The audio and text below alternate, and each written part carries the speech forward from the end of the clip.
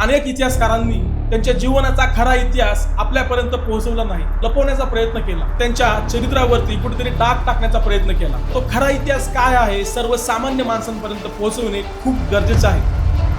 शंभू महाराजांच्या चरित्रावरती ज्यांनी डाग लावले, चरित्रावरती लावल्या, शंभू महाराजांच्या चरित्राला डाग नाहीये किंवा शंभू महाराजांना डाग नाहीये.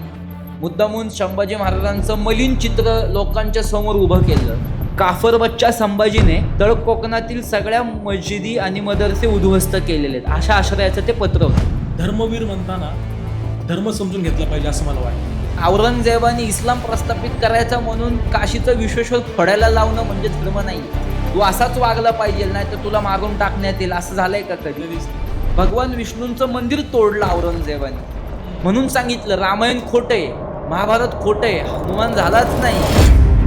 स्वराज्यातील एका जवळच्या व्यक्तीने दगाफटका केला, कारण की तिथून पुढे संपूर्ण महाराष्ट्राचा स्वराज्याचा इतिहासाला एक कलाटणी लागणार होती. तो प्रसंग कसा होता? गणोजी शिर्के फितूर झाले म्हणजे पूर्ण शिर्के घराणं गद्दार आहे असं नाही. शिर्के घराण्याने खूप मदत केलेली आहे. आज आपला समाज जाती जातीमध्ये वाटला गेला आहे, विखुरला गेला आहे. तर मग मराठा म्हणजे काय? मराठा म्हणजे प्रांतवाचक शब्द आहे. जेव्हा संभाजी महाराजांना कैद झाली होती तेव्हा महाराष्ट्र मदतीला धावून आला नाही का? संभाजी महाराजांना जिवंतपणे सोडवणारा एक मराठा वीर आहे ज्योताजी केसरकर. संपूर्ण महाराष्ट्राला हे नाव समजलं पाहिजे. तुम्ही आत्ताच सांगितलं की संभाजी महाराजांची पकडल्यानंतर कैद केल्यानंतर धिंड काढली, तर ती थोडंसं विस्तृत करून आम्हाला सांग. तर जिथे जिथे इस्लामी वस्त्या आहेत तिथनं घेऊन या. शंभूराजांना कळू द्या, सगळ्या मुसलमानांना कळू द्या की हिंदूंचा राजा कैद झाला. तो म्हणतो गर्विष्ठ आहे संभाजी, काफर आहे, काफर बच्चा गालिया देत आहे, असं लिहिलेलं आहे. संभाजी महाराजांचं मांस ओढून काढलं. आणि अजून एक भयंकर पुरावा जर ऐकायचा असेल, ताकद असेल तर ऐकवतो तुम्हाला. तिसरं उत्तर, लोकांना गैरसमज आहे खूप मोठा. असा गैरसमज आहे की जर तू मुसलमान झालास तर तुला आम्ही जीवनदान देऊ, असं नाहीये. संभाजी महाराजांचा शिरछेद करण्यात आला. तो शिरछेद एका भाल्यावरती अटकून तो संपूर्ण स्वराज्यामध्ये महाराष्ट्रामध्ये फिरवण्यात आला. आणि त्याच्या दुसऱ्याच दिवशी गुढीपाडवा हा सण होता. सगळीकडे प्रस्थापित करता यावा म्हणून गुढीपाडवा हा सण निवडलेला आहे. पण गुढीपाडवा आधीपासून साजरा केला जात होता. संभाजी महाराजांचं बलिदान व्यर्थ घालवू नका, गुढीपाडवा साजरा करा. म्हणजे कृपया करून ह्या माझ्या बोलण्याला चित्रफेतेमध्ये कोणी वादग्रस्त अंग देऊ नये. अरे मी सरळ बोलतो आणि जे बोलतो त्याला मी कारणीभूत हे बोलायला तुमच्या चॅनलला दोषी ठरवू नये लोकांनी. मुसलमान किती असतात. छत्रपती शिवाजी महाराजांचं राहिलेलं जीवन म्हणजे संभाजी महाराज. संभाजी महाराजांची समाधी म्हणजे आपलं 14वं ज्योतिर्लिंग म्हणावं त्याला, इतकं ते पवित्र स्थान. आणि त्या स्थानावरती प्रत्येकाने माथा टेकवायला जायलाच पाहिजे. जर शंभूराजे धर्मवीर नसते तर भारत मातेच्या कपाळावरचं कुंकू हे राहिलंच नसतं.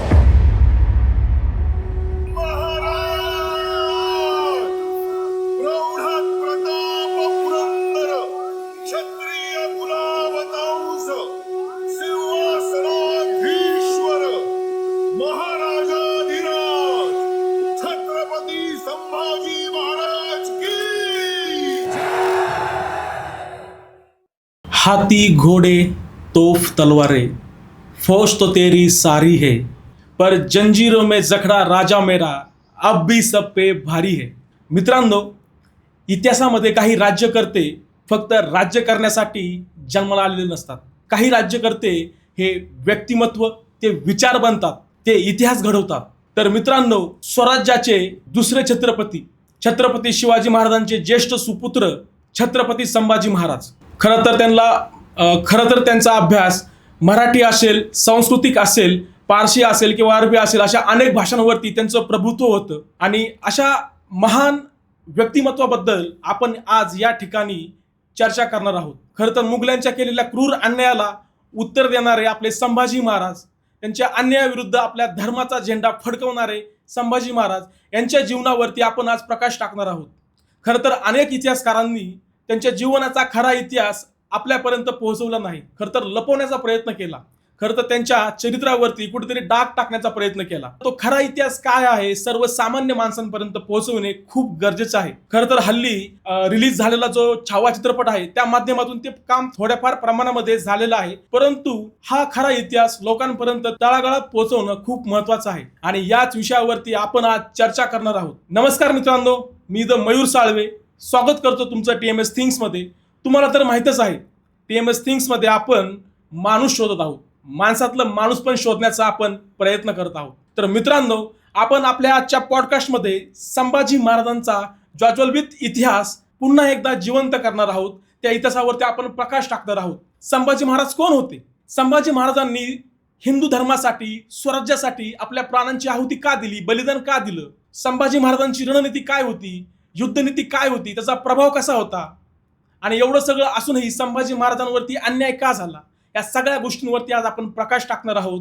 आणि या गोष्टींवरती चर्चा करण्यासाठी आपल्यासोबत आज खास जोडले गेले आहेत एक सुंदर व्यक्तिमत्व. हे व्यक्तिमत्व असं आहे, या व्यक्तिमत्वाने संभाजी महाराजांच्या जीवनावरती अभ्यास केला आहे. ते एक अभ्यासक आहेत, ते शंभू व्याख्याते आहेत. एवढंच नव्हे तर त्यांनी संभाजी महाराजांवरती पुस्तकही लिहिले आहेत. पुस्तक लिहिण्याचा मुख्य उद्देश हा संभाजी महाराजांचा खराखुरा इतिहास, तोही संदर्भासहित, इतिहासातील सत्य घटनेसहित आणि पुराव्यासहित सामान्य जनतेपर्यंत पोहोचवणे आहे. आणि त्यांनी प्रदर्शित केलेल्या शंभूराजे धर्मवीर नसते तर हे पुस्तक खूप प्रसिद्ध झाले आहे आणि 1,00,000हून अधिक प्रती याच्या सर्वसामान्य जनतेमध्ये प्रसारित झालेले आहेत आणि अतिशय अल्प किमतीमध्ये हे पुस्तक आपल्यापर्यंत अवेलेबल आहेत. So ladies and gentleman, please welcome on the show Rutvik Kulkarni दादा. जय श्रीराम दादा. जय श्रीराम. कशा आहात तुम्ही? आनंद आहे दादा. खरं तर आज मला खूप आनंद वाटतोय. संभाजी महाराजांबद्दल हल्ली जेव्हापासून छावा चित्रपट प्रसारित झालेला आहे तेव्हापासून एक महाराष्ट्रामध्ये भगवं वादळ फिरतंय असं मला कुठेतरी पाहायला मिळतंय. अचानकच लोकांना संभाजी महाराज कोण आहे, त्यांचा इतिहास काय आहे याची चाहूल लागली, तो इतिहास शोधण्याची जाणीव लागली. आपण जेव्हा इतिहासामध्ये पाहिलं किंवा आपल्यापर्यंत तो चित्रपट येण्या अगोदर संभाजी महाराजांची जी प्रतिमा होती, भरपूर इतिहासकार लोकांनी, नाट्यकार लोकांनी ती प्रतिमा कुठेतरी बदलली होती, काहीतरी डाग टाकण्याचा प्रयत्न केला होता. तर चित्रपट आल्यापासून जी प्रतिमा बदलली आहे हे तुम्ही कसं पाहताय? याकडे म्हणजे ज्यांनी आपल्या पिढीच्या आधी एक काळ होता ज्यावेळेस संभाजी महाराजांचं आकर्षण हे जनमानसात नव्हतं आणि ते महाराष्ट्राच्या भूमीलाच नव्हतं. त्यावेळेस कमल गोखले असतील, वासे बेंद्रे असतील, डॉक्टर सदाशिव शिवदे असतील, त्याच्यानंतर मी अजून एकाचं नाव घेईल, भारताचार्य शेवडे असतील. ह्या सगळ्यांनी जे छत्रपती संभाजी महाराजांचं चरित्र महाराष्ट्रात पेरण्याचा प्रयत्न केला, ते एका समाज माध्यमात म्हणा किंवा एका विशिष्ट समाजापर्यंत ते जायचं आणि थांबायचं. त्याच्या पलीकडे संभाजी महाराजांच्या चरित्राला जी प्रीती प्राप्त होणं गरजेचं होतं आणि ती त्याच कालखंडात होणं गरजेचं होतं. मला असं वाटतं ते पाप महाराष्ट्राने कुठंतरी केलं आणि ते म्हणजे संभाजी महाराजांचं ऋण आपण कधीच फेडू शकत नाही. जेवढ्या वेळा व्यक्ती, माझं हे उत्तर नीट ऐका बरं, जेवढ्या वेळा व्यक्ती हिंदू धर्मात जन्म घेणार आहे त्या वेळेस त्यांनी शंभू छत्रपतींची संपूर्ण जीवनभर जरी भक्ती केली तरी तो ते ऋण फेडू शकणार नाहीये. का तर आज जेवढा काही आपल्या देशात पृथ्वीच्या पाठीवरती धर्म शिल्लक राहिलेला आहे, तो जगवण्याचं माध्यम कोण असेल तर ते धर्मवीर छत्रपती संभाजी महाराज आहेत. म्हणून अगदी खरं उत्तर द्यायचं असेल तर मला असं वाटतं की ह्या कालखंडामध्ये आपण जे संभाजी महाराजांच्या चरित्राचा जाणून घेण्याचा प्रयत्न करतोय किंवा आपण त्यांच्यावरती एक प्रेम करतोय, तर ते प्रेम फक्त सिनेमास पुरतं किंवा व्हिडिओग्राफी करण्यापुरतं, ज्याला शुद्ध मराठीत बोलायचं झालं तर चित्रफेत करण्यापुरतं ते मर्यादित नसावं. जसं की तुम्ही तळमळीने तुमच्या चॅनलवर हे सगळे विषय उलगडून सांगताय, न घाबरता सांगताय, कुठलाही राजकारणाचा गंध याला नाहीये. या शुद्ध अंतःकरणाने जमेल त्या माध्यमातून छत्रपती संभाजी महाराजांचं चरित्र प्रस्थापित करण्याचे प्रयत्न सातत्याने ठेवले अजून 3-4 पिढ्या, तर मला वाटतं की शंभू चरित्राची जी उंची आहे ती आपल्याला समजेल. नाहीतर एक थोडंसं वेगळ्या अनुषंगाने स्पर्श करतो या विषयाला. उशी खालच्या ढेकणाला हिमालयाची उंची मोजता येत नसते. अगदी त्याच पद्धतीने मला असं वाटतं की एवढ्या वेळा शंभू महाराजांच्या चरित्रावरती ज्यांनी डाग लावले, चरित्रावरती लावल्या, शंभू महाराजांच्या चरित्राला डाग नाहीये किंवा शंभू महाराजांना डाग नाहीये, त्यांच्या कथाकल्पंकित चरित्राला जे डागाळण्याचा प्रयत्न केला, मुद्दामून संभाजी महाराजांचं मलिन चित्र लोकांच्या समोर उभं केलं, महाराष्ट्रापुरतं मर्यादित ठेवलं, तर मला असं वाटतं की हे सगळं पुसल्या जाईल अजून काम केलं तर. आणि अजून काम करणं अपेक्षित आहे, हे तुमच्या प्रश्नाचं उत्तर. संभाजी महाराज युवराज असताना त्यांनी कधीही स्वराज्याचा युवराज म्हणून कधी असा म्हणजे ते मिरवले नाहीत. कारण की त्यांच्यावर बालपणामध्ये त्यांच्यावर स्वराज्याची तुरा त्यांच्या खांद्यावरती आली. कारण की 8व्या-9व्या वर्षापासूनच त्यांना म्हणजे मोहिमेवरती जावं लागलं. परत जेव्हा आग्र्याला शिवाजी महाराज गेले होते तेव्हा संभाजीराजांना घेऊन गेले होते. तर त्यांना खूप बालपणापासूनच ह्या जिम्मेदारी आल्या होत्या. तर ह्या गोष्टींचा प्रभाव त्यांच्या व्यक्तिमत्वावरती कसा पडत होता? कसं आहे ना, खूप लहानपणापासून म्हणजे तुम्ही एक गोष्ट लक्षात घ्या की छत्रपती शिवाजी महाराज एक स्वतंत्र हिंदू सेनानी म्हणून आग्र्यात गेले होते. ते काय औरंगजेबाचे गुलाम म्हणून गेले नव्हते. बरोबर. तर तिथे संभाजी महाराजांना औरंगजेबानी बहाल केलेली मनसबदारी, त्या कालखंडामध्ये मनसबदारी बहाल करण्यात येत होती, तिचा मान स्वीकारावा लागला. त्यामुळे औरंगजेबाच्या दैनंदिन त्याच वयामध्ये दरबारात जाणे, पण त्यांच्यासोबत एक वरिष्ठ व्यक्ती असायचा. काही झालं तरी नैसर्गिकरित्या 9 वर्ष हे वय राजकारणात हस्तक्षेप करण्याचं नाहीये. पण आपण म्हणतो ना, लहानपणापासून आपण जसं एखाद्या मनावरती संस्कार करतो ते त्या अनुषंगाने घडत जातं. धर्मवीर छत्रपती श्री संभाजी महाराज हे लहानपणापासून धर्मवीर का घडत गेले? कारण त्यांनी एकदम मोगलांचं गलिच्छ राजकारण पाहिलेलं आहे. तिथला सगळा करप्टेड बाजार संभाजी महाराजांनी पाहिला की सगळेच करप्टेड आहेत, औरंगजेबाशी खोटं बोलतायत. बरं, औरंगजेब हा दृष्ट शासन करताय का? म्हणजे तो दृष्ट आहेच आहे, पण तो नतदृष्ट पण आहे. परत तो पाहत नाहीये, म्हणजे त्याचे बारीक निरीक्षण आहे का औरंगजेबाचं, ते पण नाही. सरदार खोटं बोलतायत, जास्त पैसा घेतायत, दिल्लीकडनं जास्त पॅकेज घेतायत, असं इनायत खान त्याचं खूप मोठं उदाहरण आहे त्याच काळातले. मग संभाजी महाराजांनी ह्या सगळ्या गोष्टी पाहिल्या आणि सगळ्यात हानिकारक गोष्ट काय पाहिली संभाजी महाराजांनी, जी हिंदूंसाठी होती, की औरंगजेबानी चालत आलेला इस्लामी अंमल आणि कत्तल. तर ह्या सगळं पाहून संभाजी महाराजांचं मन त्याच वयात एक प्रगल्भ झालेलं आहे. जसं छत्रपती शिवाजी महाराजांच्या व्यक्तिमत्वाचं दर्शन घेतल्यानंतर प्रौढ प्रताप पुरंदर छत्रपती शिवाजी महाराजांना म्हटलेलं आहे की खूप लहान वयात प्रौढत्व प्राप्त केलं आणि एक शासनकर्ते झाले शिवाजी महाराज.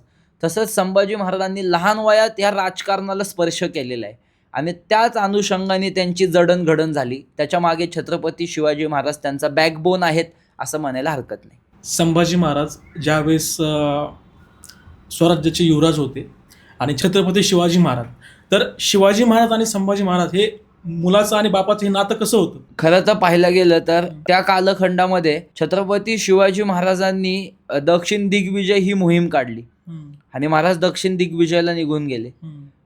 अगदी लहानपणापासून जसं वडील प्रत्येकाचं पालन पोषण करतात ते शंभू छत्रपतींचं झालं होतं. ते राजघराण्यातले होते, परत युवराज होते, घोषित युवराज होते. तरी सुद्धा त्यांना इथे महाराष्ट्र भूमीत काही पंडितांच्या राजकारणामुळे, म्हणजे स्वराज्यामधले जे अष्टप्रधान मंडळ होतं त्या मंडळाच्या राजकारणामुळे संभाजी महाराजांना महाराष्ट्रात ठेवण्यात आलं.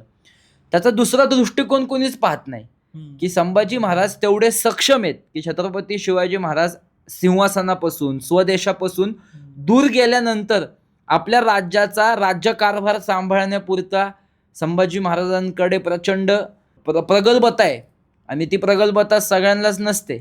नाहीतर आपण अशा अनेक उदाहरणं समाजात बघतो की वडिलांकडून प्रस्थापित अधिष्ठान मोठं असतं पण पुढच्यांना काहीच सांभाळता येत नाही. अशा अनेक उदाहरणं आहेत, राजकारणात आहेत, मोठ्या मोठ्या वेगळ्या क्षेत्रात सुद्धा आहेत. पण तसं संभाजी महाराजांचं नव्हतं.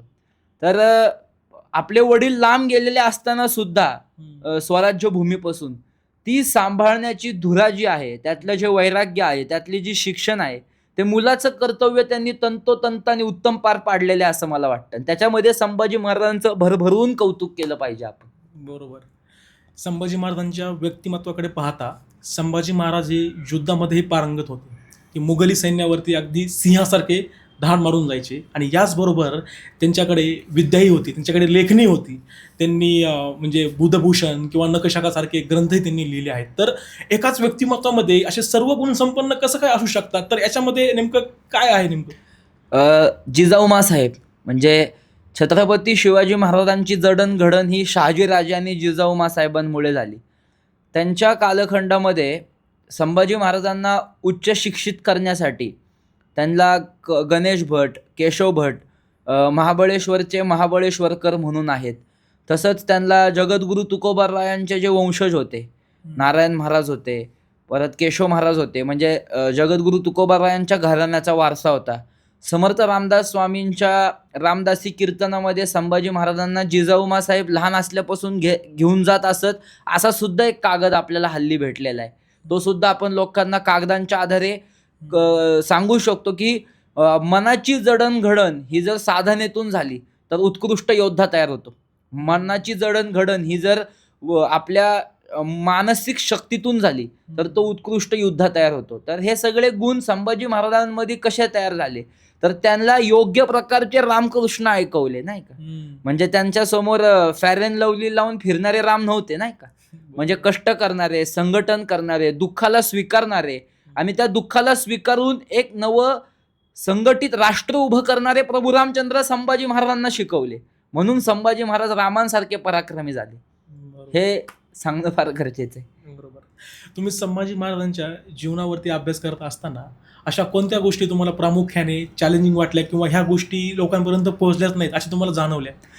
मी खरं सांगू का, स्वतःचं कौतुक म्हणून नाही, पण जसं लोक छत्रपती शिवाजी महाराजांसाठी कष्ट करतात, माझ्या जीवनचरित्रामध्ये मला इतिहासाचे पहिले गुरु म्हणजे माझे सर्वस्व सर्व गुरु जे म्हणतात, आई वडिलांच्या नंतर कोण लाभले असतील तर ते श्रीमंत शिवशाहीर बाबासाहेब पुरंदरे लाभले. आणि त्यावेळेस म्हणजे मी 2015 सालची घटना सांगतोय.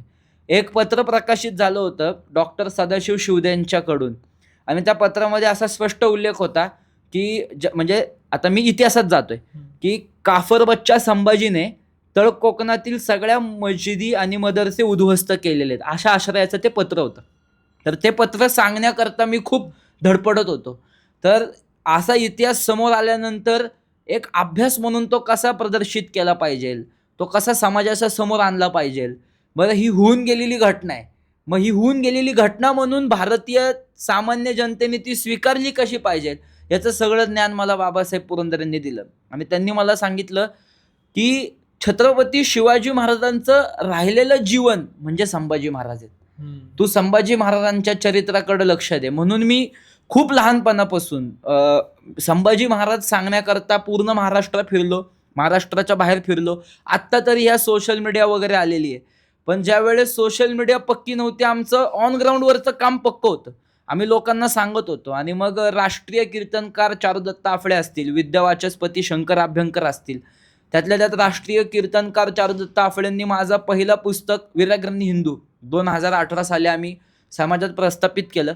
त्याचा हेतू असा होता की वस्तुस्थितीत संभाजी महाराजांची जी ज्वलंतता आहे ती समाजाच्या कामी आली पाहिजे, या आश्रयाचं आम्ही ते पुस्तक लिहिलं. आणि भरपूर नवीन पत्र जे समाज पाहणार होता, समकालीन संभाजी महाराजांना असलेले पत्र, ते आम्ही समाजाच्या समोर प्रस्थापित करू शकलो. कारण ह्या सगळ्या थोरा वडिलांचे आशीर्वाद माझ्या मागे होते, माझ्या बुद्धीला होते, त्यामुळे मी इथपर्यंत येऊ शकलो. बरोबर. खरं तर संभाजी राजा एवढे शूरवीर होते तरी सुद्धा त्यांच्यावरती इतिहासामध्ये कुठेतरी अन्याय झाला. म्हणजे शिवाजी महाराजांच्या अष्टप्रधान मंडळातील लोकांचंही त्यांच्यासोबत पटत नसे, नेहमी त्यांच्यासोबत ते छळ करायचे, कपट करायचे. तर हे संभाजी महाराजांच्या वाट्याला काय यावं? कसं होतं माहितीये का, एक दोन गोष्टी होत्या. संभाजी महाराजांपेक्षा जी लोक छत्रपती शिवाजी महाराजांसोबत काम करत होते, मग त्याच्यामध्ये ना कार्यप्रणालीत आडवा येणारा अहंकार होता त्यांचा, संभाजी महाराजांचा नाही. पण एखादं कार्य करत असताना संभाजी महाराज वयाने लहान होते पण पंडित होते, पांडित्य होतं, पण ते पांडित्य मिरवत नव्हते, ते त्यांचं पांडित्य प्रस्थापित करत होते जे समाजाच्या हिताचं होतं. आणि ते पांडित्य प्रस्थापित करताना आमच्या मनासारखं झालं पाहिजे किंवा संभाजी महाराज नको, युवराज म्हणून राजाराम महाराज झाले पाहिजे, अशा सोयराबाईंचा सुद्धा आग्रह होता. म्हणजे जेवढे हे सगळे लोक दोषी आहेत ना, तुम्ही अभ्यास करून बघा, संभाजी महाराजांच्या हस्तलिखित वाचा तुम्ही, सोयराबाईंविषयी ते काय काय म्हणतायत त्याचे पण इतिहास उपलब्ध झालेला आहे संपूर्णपणे. नंतरच्या काळात ते म्हणतात की माझ्या आईला दूषित करण्याचं काम ह्या सगळ्या अष्टप्रधान मंडळातल्या लोकांनी केलं. पण म्हणजे जसं रामाच्या वाटेला कटक कारस्थानं आली, रामाच्या वाटेला दुःख आलं आणि ते एखाद्या म्हणजे त्यांच्या मातोश्रींकडून लाभलं, तसंच संभाजी महाराजांच्या वाटेला सुद्धा आलं, नाही का. आणि त्यांनी ते का स्वीकारलं, तर मला असं वाटतं ह्याच्यातलं म्हणजे त्यांच्याच घरात झालेला गृहकलह बघण्यापेक्षा त्या गृहकलामध्ये व्रतस्थ राहिलेले संभाजी महाराज जास्त शिकले पाहिजेत ना. म्हणजे आपल्याच लोकांवरती तलवारी उगरणारे श्रीराम नाहीयेत. ती आपल्या देशाची संस्कृती नाहीये. म्हणून पितृवचन पाळण्या विजनवासी रघुपती ही अनादी भरतभू ही अनादी संस्कृती असं भारतभूमीला म्हणावं वाटतं. तसंच गृहकलहाचा इतका त्रास होत असताना सुद्धा मर्यादित राहणाऱ्या मर्यादा पुरुषोत्तमाप्रमाणे त्या क्षत्रिय प्रभू रामचंद्राप्रमाणे पराक्रमी असलेल्या धर्मवीर छत्रपती श्री संभाजी महाराजांचं वर्णन सुद्धा अगदी तसंच आहे. त्यांचा इतिहास वाचला तर ते लक्षात येईल आपल्याला. आणि मला वाटतं त्यांच्या गृहकलाच्या गोष्टी शिकण्यापेक्षा त्या गृहकलामध्ये होत असणाऱ्या त्रासात सुद्धा तटस्थ भूमिकेत एखाद्या साधनासारखे एखाद्या साधकासारखे तपस्वी असलेले शंभू छत्रपती आपण जर वाचले तर आपल्यामध्ये आपोआप बदल होतील ना. आपण लोकांना शिकवायला जाणार नाही, असं वागा तसं वागा, आपण घडल. ते संभाजी महाराजांचं चरित्र आहे. बरोबर, नक्कीच. धर्मवीर म्हणताना धर्म समजून घेतला पाहिजे असं मला वाटतं. तुम्ही काय सांगाल धर्माबद्दल? जगात सर्वश्रेष्ठ कुठला धर्म असेल तर तो हिंदू धर्म आहे. जगात ज्या धर्माला विज्ञानाचं अधिष्ठान आहे आणि ज्ञानाचं व्यासपीठ आहे तो धर्म कुठला असेल तर आपला हिंदू धर्म आहे. त्याच्यामध्ये म्हणजे मुंगीला साखर टाकण्यापासून ते गजांत मोठ्या हत्तीला सुद्धा पूजेत समावेश करून घेणारा हिंदू धर्म आहे. धर्म म्हणजे कर्तव्य आहे. धर्म म्हणजे लादणं नाहीये. म्हणजे छत्रपती शिवाजी महाराजांनी भवानी उपसून यवनांचा केलेला संहार म्हणजे धर्म आहे. पण औरंगजेबाने इस्लाम प्रस्थापित करायचा म्हणून काशीचं विश्वेश्वर फोडायला लावणं म्हणजे धर्म नाहीये. धर्म म्हणजे काय, तर धर्म म्हणजे कर्तव्य आहे. आणि जे कर्तव्य शिवाजी महाराज संभाजी महाराज वाचल्यानंतरच सध्याच्या तरुणांना समजू शकतं असं मला वाटतं. म्हणून हे धर्माचं स्वरूप आहे, साधं स्वरूप आहे धर्माचं. धर्म म्हणजे कर्तव्य. आणि हिंदू धर्मात प्रत्येकाला आपलं कर्तव्य सांगतो ना हिंदू धर्म. आपल्याकडे कर्मयोग आहे, कर्मसिद्धांत आहे, भक्ती मार्ग आहे, नवविध भक्ती आहेत, तंत्र मार्ग आहे, तंत्र अधिष्ठित मार्ग आहे. किती मोठा आहे आपला हिंदू धर्म. तो समजून घेतला पाहिजे, मग तो आपल्याला समजतो. आणि हिंदू धर्माने कधी कुठली गोष्ट लादली आहे का हो? सांगा मला तुम्ही. तू असाच वागला पाहिजे, नाही तर तुला मारून टाकण्यात येईल, असं झालंय का कधी? कधीच नाही. हा, तुम्ही इतिहासात काही दाखले बघा की इतिहासामध्ये काही सुफी संत झाले आणि त्यांनी आपल्याकडे जे ब्रह्मज्ञान होतं, ब्रह्मज्ञान प्राप्त होतं माणसाला, आणि मनुष्य ब्रह्मज्ञानातून ईश्वरी तत्व जागृत करतो शरीरामध्ये. इथपर्यंत आपल्या हिंदू धर्माची प्रगती आहे. असं इस्लाममध्ये करण्याचा प्रयत्न केला तर इस्लामीच सत्ताधीशांनी त्यांना ठेचून ठेचून मारल्याचे दाखले इतिहासात आहेत. पण छत्रपती शिवाजी महाराज वैराग्य संपन्न अवस्थेत सिंहासनावरती बसले, कवड्यांची माळ घातली, रुद्राक्षांची माळ घातली, पण वैराग्य संपन्न अवस्थेत हिंदूंचे पातशहा झाले. तर त्याच्यामुळे आज शिवाजी महाराजांच्या डोक्यावर कळस नसला तरी शिवाजी महाराज त्रिकाळ पूजल्या जातात. हे हिंदू धर्म आहे असं मला वाटतं. बरोबर, नक्कीच. आजवर इतिहासामध्ये अनेक राजे होऊन गेले, पण आज आपण संभाजी महाराजांना, शिवाजी महाराजांना का जपतो? त्याच्या पाठीमागे नक्कीच हे कारण आहे. कारण की त्यांनी रयतेचा विचार केला, शेतकऱ्यांचा विचार केला, गोरगरिबांचा विचार केला, कधीही स्वतःचा विचार केला नाही. नेहमी स्वराज्याचा आणि धर्माचा त्यांनी विचार केला. तर मला पुढचं असं विचारायला आवडेल की संभाजी महाराजांची जी युद्ध पद्धती होती, युद्धनीती होती, रणनीती होती, याच्यावरती म्हणजे रामायणाचा किंवा महाभारताचा किंवा हनुमंताचा काही प्रभाव आपल्याला जाणवतो का आपल्या अभ्यासामध्ये? मी विशेष म्हणजे आता तुम्ही हनुमंतरायांचं नाव घेतलं. आपल्याकडे म्हणजे तुम्ही बघितलंय का, छत्रपती शिवाजी महाराजांनी विकास करत असताना, देशाचा विकास करत असताना एक लष्कर निर्माण केलं. लष्कर म्हणजे आर्मी निर्माण केली. त्या लष्कराला शिवाजी महाराजांनी नियम दिलेले आहेत की तुम्ही असं राहिलं पाहिजे. त्यांच्या आहारावर लक्ष दिलंय, मी हे खरं सांगतो अभ्यासातून. त्यांच्या युद्ध पद्धतीवर लक्ष दिलंय, त्यांच्या बॉडी सायझेसवरती पण लक्ष दिलेलं आहे. तर तुम्ही एका गोष्टीचा जर अभ्यास केला, तर तुम्ही आता हनुमंताचं वर्णन केलं, तर आपल्याकडे जुन्या युद्धकला आहेत ज्या इंग्रजांनी मुद्दामून बंद केल्यात की इथून पुढं भारतीय संस्कृतीतली मुलं जर हे युद्धकला शिकले, ही व्यायाम पद्धती शिकले, तर कदाचित ते जगावर राज्य करतील. ही भीती त्यांच्याकडे होती. म्हणून सांगितलं रामायण खोटं आहे, महाभारत खोटं आहे, हनुमान झालाच नाही.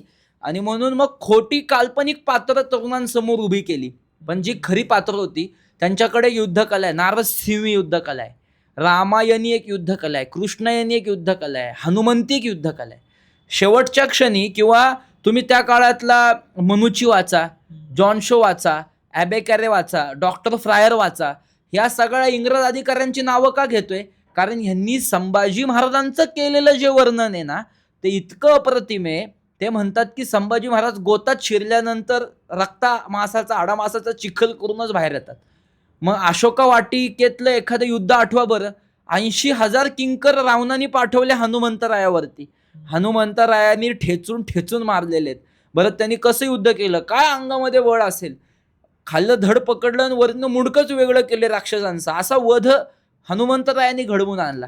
ह्या युद्ध पद्धती व्यायामातून साधनेतून आपल्या अंतरात्म्यात प्रस्थापित करायच्या असतात. त्या संभाजी महाराजांनी केलेल्या आहेत आणि अनेक युद्धांमध्ये ह्या युद्ध पद्धती संभाजी महाराजांनी वापरल्यात असा आपल्याला इतिहास सांगतो. ओके, नक्कीच. जेव्हा संभाजी महाराजांना पकड झाली होती, कैद झाली होती, त्यावेळेस कवी कलश जे आहे संभाजी महाराजांच्या सोबती, तेव्हा त्यांना म्हणतात, खरं तर ते काव्यामध्ये आहे, पण तेव्हा ते असं म्हणतात की संभाजी महाराजांना जे पकडलं आहे त्यांच्या अंगावरती जे समजा लोखंडी चेन वगैरे टाकलेलं आहे, तर ते संभाजी महाराज हे हनुमानाला जेव्हा रामायणामध्ये रावणाच्या दारामध्ये आणलं होतं पकडून, सेम रूप तसे दिसत आहेत. हो, कारण त्या कालखंडात तुम्ही म्हणजे किती प्रभाव छत्रपती शिवाजी महाराज संभाजी महाराजांच्या जीवनचरित्रावरती रामांचा आणि कृष्णांचा किती मोठा प्रभाव पडला असेल एक विचार करा. त्याच्यामध्ये ते काय म्हणतात, यवन रावण की सभा शंभू बंद्यो बजरंग, म्हणजे यवन रूपी रावण म्हणजे मुसलमान रूपी रावण असं सरळ म्हणायचंय कवी कलशांना. आणि हे काव्य त्यांच्या लोकांनी लिहून ठेवलेले. यवन रावण की सभा शंभू बंद्यो बजरंग, म्हणजे तुम्ही किती, म्हणजे ज्याप्रमाणे हनुमंत हा युद्धात रक्तबंबाळ झाला होता, किंबहुना अशी आपल्याकडे एक दंतकथा आहे की सीतामातेला सिंदूर भरताना हनुमंतांनी पाहिलं तर प्रभू रामचंद्रांचं आयुष्य वाढावं म्हणून संपूर्ण अंगाला सिंदूर फासून घेतला हनुमंतांनी. तसंच रक्तानी न्हालेले पण आपलं शौर्य प्रगट करणारे शंभूराजे त्या हनुमंताप्रमाणेच वीर आहेत असं कवी कलश तिथे म्हणतायत. संभाजी महाराज हे संगमेश्वरला गेले होते गुप्त मीटिंगसाठी, चर्चेसाठी. तेव्हा स्वराज्यातील एका जवळच्या व्यक्तीने दगाफटका केला. तर तो व्यक्ती कोण होता आणि ती घटना, तो प्रसंग कसा नेमकं घडला होता? कारण की तिथून पुढे संपूर्ण महाराष्ट्राचा स्वराज्याचा इतिहासाला एक कलाटणी लागणार होती. तो प्रसंग कसा होता? हा विषय ना खूप समजून घेण्याचा आहे आणि खरं तर समाजाने सुद्धा तो समंजस अंगाने समजून घेतला पाहिजे. म्हणजे आज शिर्के घराणं अख्खं दुखावलं जातं. गणोजी शिर्केंचं नाव आलं मग ते आरडाओरड करतात, नाही शिर्के घराणं फितूर राहिलंय का कधी. खरं सांगू का, शिर्के घराण्याने खूप मदत केलेली आहे. छत्रपती शिवाजी महाराजांना असेल, धर्मवीर छत्रपती श्री संभाजी महाराजांना असेल, शिर्के घराण्यांनीच राजगडच्या इथली राजधानी उभी करण्यासाठी मदत केलेली आहे. पण एकटा गणोजी शिर्के दोषी आहे का, तर तो 1000% दोषी आहे. कारण तो स्वार्थी झाला, त्याला वतन पाहिजे होतं. आणि जे आता संभाजी महाराजांकडे मिळत नाहीये, पण औरंगजेबाने सांगितलंय की जर तुम्ही संभाजी महाराजांच्या विरुद्ध युद्ध करताल तर माझ्याकडनं पाहिजे तेवढा पैसा भेटेल आणि तुमची भूमी मुक्त झाल्यानंतर तुम्हाला वतन पण देतो मी. म्हणजे इथं औरंगजेब किती लबाड आहे बघा. दुसऱ्याच्या खिशात हजारो रुपये आहेत, पण तो मेल्यानंतर त्याच्या खिशातलं पाकिट मला भेटलं त्यातले 1000 रुपये तुम्हाला देतो असं म्हणतोय. म्हणून एकटे शिर्केच नाही तर भरपूर राजकीय सत्ता ज्यांना हवी होती, स्वतंत्र राजकीय सत्ता निर्माण करायची लालसा त्यांच्या मनात होती, असे लोक फितूर झालेले आहेत. पण गणोजी शिर्के अगदीच जवळचे होते, घरातले होते. आणि त्याच्या आधी सुद्धा मी सांगितलं की कवी कलश जे होते, आता हा इतिहास आहे, हा इतिहास समजून घ्या. इतिहासामध्ये कवी कलश आणि शंभू छत्रपती जे होते ना, त्यांनी शिर्क्यांसोबत एक युद्ध केलेले आधी. आणि त्यामुळं कसं असतं की ठीक आहे बाबा तुम्ही राजा आहात, पण एक त्यांचाही कुठेतरी वैयक्तिक अहंकार होता, तो कुठंतरी दुखावला गेला. असंच इतिहासात आहे. मी इतिहास बोलतोय, मी माझ्या मनाचं काही सांगत नाहीये. तर गणोजी शिर्केंना असं झालं की आता नाही, आता आम्ही ऐकणार नाही आणि संभाजी महाराजांच्या विरुद्ध गणोजी शिर्के फितूर झाले. म्हणजे पूर्ण शिर्के घराणं गद्दार आहे असं नाही, नंतरच्या कालखंडात शिर्के घराणे आणि भोसले घराण्यांच्या स्वैरी कायम राहिलेल्या आहेत. पण गणोजी शिर्के मात्र दोषी आहे का, तर 1000% दोषी आहे. तो फितूर झाला, त्यांनी सगळं औरंगजेबाला सांगितलं, अगदी जवळच्या वाटा सांगितल्या. त्याच्यामुळे सरसेनापती पडले, त्याच्यामुळे खूप इजा झाली, त्याच्यामुळे संभाजी महाराज आणि कवी कलश यांना अटक झाली. ओके, याच गोष्टीचे आपल्याला इतिहासामध्ये पुरावे भेटतात. म्हणजे तुम्ही आता जे म्हणतायत की गणोजी शिर्के हे म्हणजे फितूर झाले, तर याचे आपल्याला इतिहासामध्ये पुरावे आहेत. 19 पुरावे भेटतात.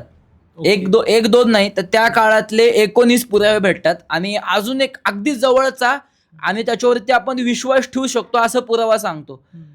इखलास खान आणि मुकरब खान हे दोघं जण होते. मुकरब खानचा मुलगा होता इखलास खान. इखलास खानानी केलेलं जे कार्य आहे म्हणजे तो गव्हर्नल रेकॉर्ड जो आहे औरंगजेबाच्या दरबारातला, त्या इखलास खानाच्या इथं म्हणजे तो म्हणतोय की गणोजी शिर्क्यांनीच सगळ्या वाटा दाखवल्या. हा गव्हर्नर रेकॉर्ड औरंगजेबाच्या पदरी असलेला रेकॉर्ड आहे. हा का खोटा तयार होईल ना? म्हणजे मराठ्यांच्या लेखनिकेमध्ये असं गृहीत धरू आपण की इथं खोटं लिहिलंय. मग औरंगजेबाच्या दरबारात एक तयार झालेलं शासकीय कार्य, त्या कार्याचा रेकॉर्ड औरंगजेबाच्या दरबारात का खोटा होईल ना? जो भूषणास्पद आहे त्यांच्यासाठी असं तयार झालेलं आहे. त्याच्यामध्ये गणोजी शिर्के फितूर झाले, त्यांनी वाटा दाखवल्या. संगमेश्वरमध्ये हेच संभाजी महाराज त्यांना पकडा इथपर्यंत त्यांनी दाखवल्याचं वर्णन आहे. पण मी परत परत तेच सांगतो, एकटे गणोजी शिर्के फितूर झाले म्हणजे संपूर्ण शिर्के घराणं फितूर होत नाही. त्या घराण्याला दोष नाही दिला पाहिजे, पण गणोजी शिर्के एकटे मात्र ते फितूर झालेले तो व्यक्ती आपण म्हणू शकतो त्या हा, व्यक्तीला. व्यक्तीचा दोष आहे, संपूर्ण कुटुंब किंवा समाजावरती जाऊ शकत नाही. कारण की मध्यंतरी खूपच आक्रोश आणि आपण पाहिलं खूपच चर्चा झाली होती या गोष्टी. हा, मला आता एकाने पत्र दाखवलं म्हणजे अशा इतिहास दालनात अर्ज दिलाय की जिथं ते पत्रच उपलब्ध नाहीये. तुम्ही जर ते पुण्याच्या भारत इतिहास संशोधक मंडळात तसा अर्ज केला असता तर तुम्हाला 160 पुरावे दिले असते. पण अशा दालनात अर्ज दिलाय मुद्दामून की जिथनं संभाजी महाराज शिर्के फितूर होते अशा कागदपत्र बाहेर येणार नाहीत, किंबहुना त्यांच्याकडे ते पुरावेच नसतील. अशा संभाजीनगरच्या दालनात, इतिहास दालनात अर्ज दिला आणि ते तिथलंच कागद मिरवतात, शिर्के फितूर नव्हते, शिर्के फितूर नव्हते. पण मी तेच म्हणतो ना, संपूर्ण शिर्के घराणं दोषी नव्हतं, पण एकटे गणोजी शिर्के मात्र फितूर होते आणि 100% फितूर होते. संभाजी महाराजांच्या जीवनाकडे पाहताना आपण पाहतो त्यांनी 120हून अधिक मोहीम त्यांनी केल्या होत्या. तर मला जाणून घ्यायला आवडेल, जगाने लक्ष केंद्रित करावं अशा संभाजी महाराजांच्या मोहीम कोणत्या होत्या? संभाजी महाराजांनी वयाच्या 23व्या वर्षापासून, बघा माझं शब्द हायलाईट करा, हिंदुस्थानचे छत्रपती म्हणून संभाजी महाराज कार्यभाग पाहतायत. संभाजी महाराजांचं जीवनचरित्र जर तुम्ही वाचलं ना तर हारणे नाही, माघार नाही, थकलेले नाहीत, नमलेले नाहीत, दमलेले नाहीत, झुकलेले नाहीत, वाकलेले नाहीत संभाजी महाराज, कुठंच नाही.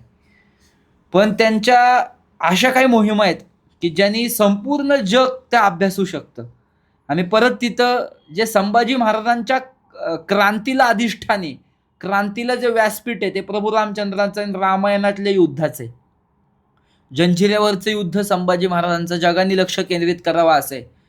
बऱ्हाणपूरला संभाजी महाराज एकदा हे बऱ्हाणपूरवरनं जे लूट आणतात ते पण अभ्यासण्यासारखं आहे. परत जालन्याला संभाजी महाराजांनी काही चौथाई वसुली करता संभाजी महाराज गेले होते. तिथे एक चकमक झालेली आहे, पण त्या चकमकीत संभाजी महाराज असे लढलेले आहेत, विलक्षण प्रभाव पडलेला आहे. ह्याच्या व्यतिरिक्त भागानगरला वय वर्ष 15 आहे फक्त, पण डॉक्टर फ्रायर तिथेच होता.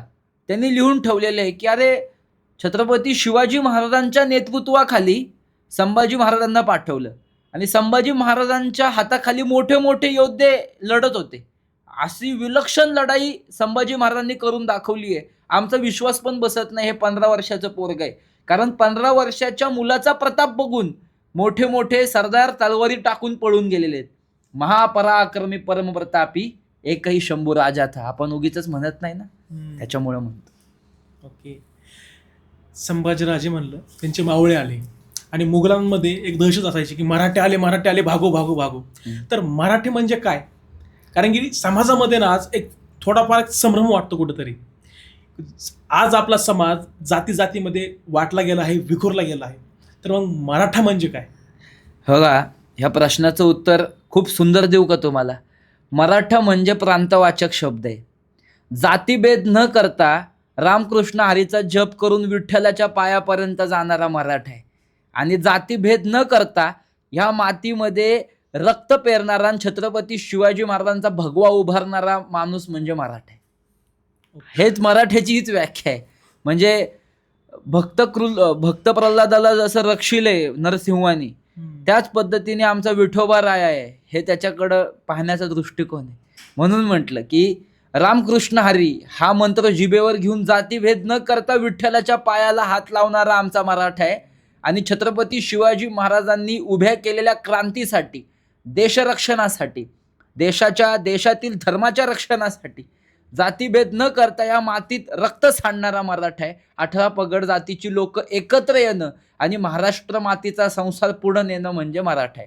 आणि जय महाराष्ट्र म्हणजे मराठा आहे. तुम्ही अतिशय खूप सुंदर प्रकारे वर्णन केलं. दुसरी गोष्ट, संभाजी महाराजांनी गोव्यामधील पोर्तुगाल असतील किंवा जंजिराला दिलेली लढाई असेल, तर हे प्रसंग कसे झाले होते? संभाजी महाराजांनी गोव्यात जी कॉन्द दे अवेलेरियो जो होता त्याच्या विरुद्ध जी लढाई केलेली ना ती अफलातून आहे. म्हणजे त्या कालखंडामध्ये ह्या कॉन्द दे अवेलेरियोला असं वाटायला लागलं की आता छत्रपती शिवाजी महाराज गेले. आणि पूर्वीच्याच कालखंडामध्ये हा कॉन्द दे अवेलेरियो जो आहे तो शिवाजी महाराजांची टक्कर घेण्याला पाहत होता. पण त्याच्यावरती जे शिवाजी महाराजांनी पूर्वी गोमंतकावर आक्रमण केलं होतं आग्र्यावरनं आल्यानंतर, त्यावेळेस त्यांनी भरपूर मार खाल्ला होता. पण छत्रपती शिवाजी महाराजांनी तेवढा झोडपला नव्हता. त्याच्या दसपट संभाजी महाराजांनी झोडपून काढलेला आहे. त्याची छाती फाटलेली युद्धामध्ये. त्याचे सगळे विश्वस्त संभाजी नाव ऐकलं तरी थरथर कापत होते. हेच त्या मोहिमेचं स्वरूप आहे, थोडक्यात सांगतो तुम्हाला. आलमगीर औरंगजेब हा त्या काळी खूप क्रूर राजा होऊन गेला.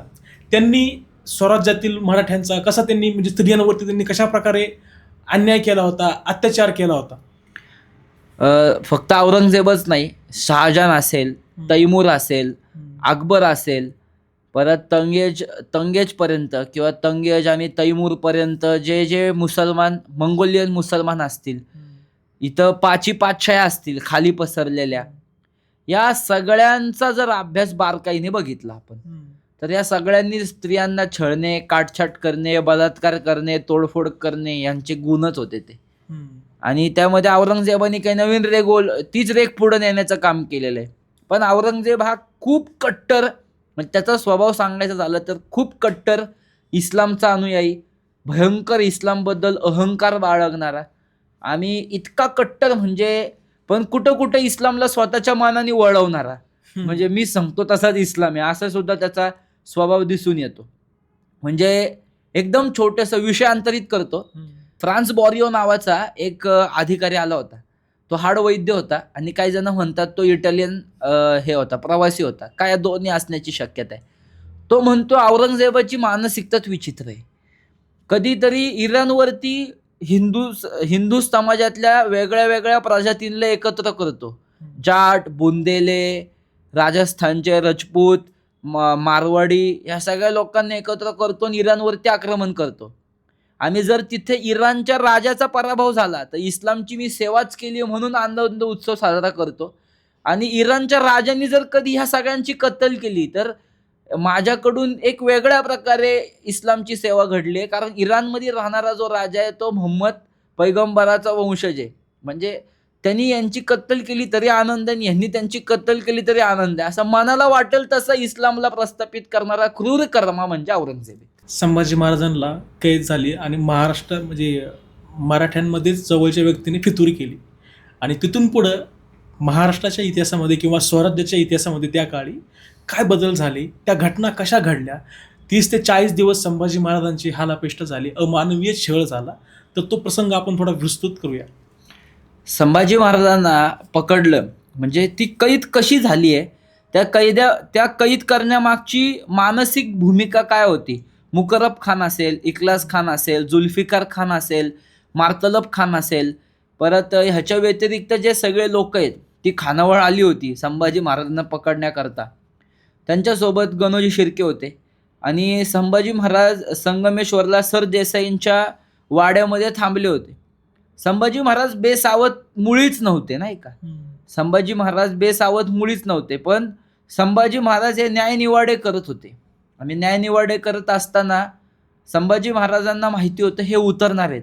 पण जो काही वाटा आहेत ज्या लवकर जवळ करतात सरदेसाईंचा वाडा, तर त्याला जे 24-32 तास लागणार होते त्या कालखंडाच्या भौगोलिक अभ्यासानुसार ते एकदमच 7-8 तासात कापल्या गेलं अंतर. म्हणून संभाजी महाराज काम उरकून निघणार तेवढ्यातच सगळं सैन्य जवळ आलं होतं आणि सगळ्या बाजूनी संभाजी महाराजांना कैद करण्याकरता हे मोगली सैन्य उतरलेलं आहे.